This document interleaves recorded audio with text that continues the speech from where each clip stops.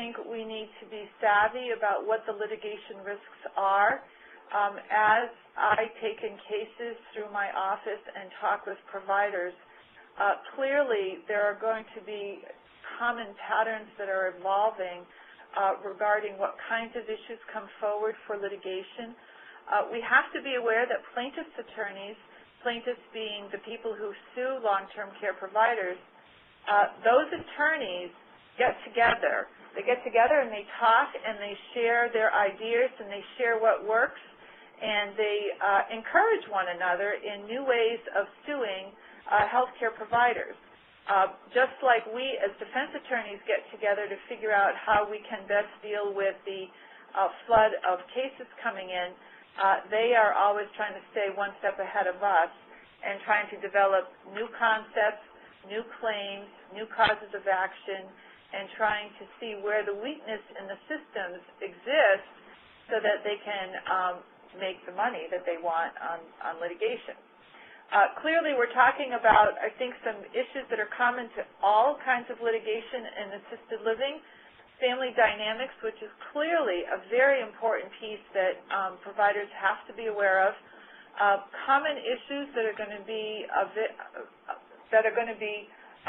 present throughout all of those types of litigations, and the internal processes that each provider makes themselves aware of so that they can start trying to mitigate the risk and trying to stay ahead of some of the problems that we know exist simply because of the type of residents that we have and the type of expectations family members may have.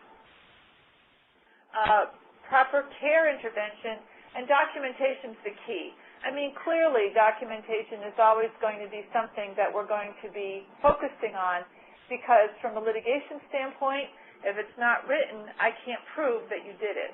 And so it's important for us to look at not only what are going to be the litigation minefields that we're talking about, but certainly looking at what kinds of documentation, processes, and systems can you look at implementing that will mitigate your risk and help you survive what's probably going to be a growing issue in the coming years.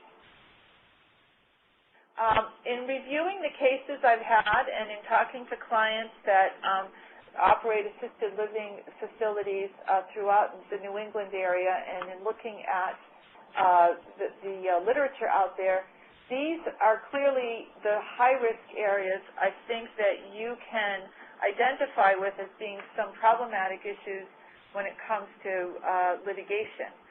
Falls, elopement, big problem with that area, and one of the areas of highest awards when it comes to litigation.